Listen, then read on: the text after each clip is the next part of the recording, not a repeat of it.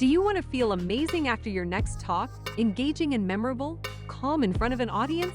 Then you're in the right place. Stronger Public Speaking offers massive ROI, helping you stand out, advance your career, and influence others. When Colin Ryan speaks, audiences lean in, laugh, interact, and make meaningful changes. He will show you how you can become an influential communicator, storyteller, and leader in hours, not years. Here's Colin Ryan. Let me tell you how it started. It starts with a question, maybe a moment that you can relate to. Have you ever looked at your life and thought, I thought I would be further along by now? I've had that moment. I had that moment when I was 28 years old. I looked at my 20s, I looked at the things I'd accomplished, my career going nowhere, and I thought, I'm supposed to be further. And I'm afraid of rejection. I'm afraid of failure. I'm afraid of looking stupid. I'm afraid of taking risks. I'm afraid of a lot of things. And that's part of why I'm stuck. And then one day, I took a long and terrifying walk to a stand-up comedy class. I did it as a bucket list thing. I did it as a way to increase my courage. I love comedy. I had this dream that I might be a professional speaker. And I had a problem. I was terrified of public speaking. I would get horrible stage fright. I would get self-conscious. My body would react. My voice would shake. My hands would shake. How am I going to achieve this dream if I'm afraid to stand in front of people? So I went to this comedy class. It was the longest walk of my life. I walked into that room and I thought, at least we're not going to do comedy. We're just going to talk about the theory of comedy and watch comedians and I don't know, have a lecture. I don't know what I thought was going to happen because the teacher said, "Oh, everybody take a few minutes, write something down because you're all getting on stage tonight." I got up there, I did my best, and something happened. I heard a laugh. I heard a laugh from an audience of people who didn't owe me anything, who didn't have to laugh. I wasn't good, I wasn't even particularly polished, but I had a connection. And they laughed, and that laugh changed my whole life. And what really changed my whole life was that I walked 15 feet from my seat to that stage to pretend to be a braver version of myself, to pretend to be something I aspired to be. And I found that we're all pretending. I mean, pretending is how it starts, pretending is how it continues, pretending is how you get to greatness. It's all pretending.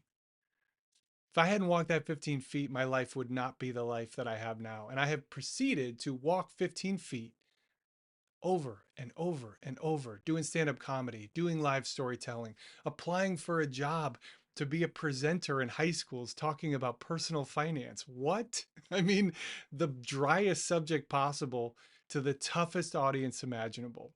I pretended I knew what I was doing, and they responded. I could get them to engage. I could connect. And that was this greater even light bulb. You know, comedy was fun. I love humor. I love making people laugh. Storytelling is one of my favorite things. But above all of that is creating connection with other people in order to pass one idea along, one feeling along, one moment of inspiration that they might take and go out and improve their life. I mean, is there anything better? I have been a public speaker for a long time now, and my career has been obviously a masterclass in connecting with audiences of all kinds, learning how to speak, learning how to be confident, learning how to tell stories that get them to lean in, ask questions, go off script, engage, make them laugh, make them relate. I love public speaking. I love teaching public speaking, breaking it down into its geeky little secret elements, but also I just love connecting. And connecting is not doing all the talking. Connecting is learning how to listen. Connecting is learning how to see what they're not saying, how to judge their body language, their expressions, how to look for the things that they're thinking but might not say. Learning how to be relevant to them, how to connect your experience to their experience, connect your vision to their vision, how to motivate them, how to find what motivates them. It's been one of the best things I've ever gotten to do in my professional life. I love teaching it. I love talking about it. I love speaking in front of audiences. I love getting them to talk to me. And at the heart of all of that is actually not a professional goal. It's a personal value of mine. Connection. A moment between two strangers when there is no real distance. We might be different in age, we might be different in background, we might be different in values, we might be different in ways I don't even know about. But by telling you my story, by showing you respect, by making you smile, by laughing at what you share back, by just making space to be totally present, to lift you up, to show you you're the hero of your own story, to show you that courage is not something that belongs to superheroes. It belongs to scared people who take action anyway. I believe that connection belongs in the closest relationships we have and in the work networks and colleagues that we have, because on those teams, in those moments, in those relationships we have, we are not alone. We are working together. And we are better together. We are braver together. We are more powerful, wiser, more effective. We are successful when we work together.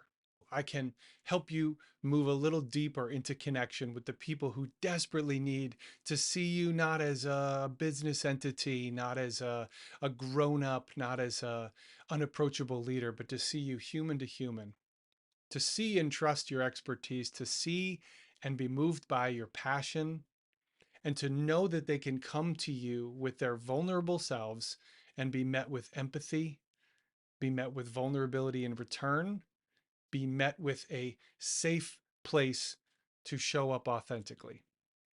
There's nothing better than being totally authentic with someone else and being totally accepted by them. That's connection. I could talk about this my whole life, but I wanted to start here and just say connection belongs in our work. It belongs in our relationships. It belongs in our relationship to ourself. So let's get into the beautiful, wonderful, meaningful work of connection. Do you have a speaking opportunity coming up? Would you like to feel amazing after your next talk? Check out our free resources at speaknextweek.com. Or speak to Colin personally to get a free recommendation on what you can do next to become a stronger public speaker. Because in less time than you think, you can transform public speaking from something you have to do into something you love to do.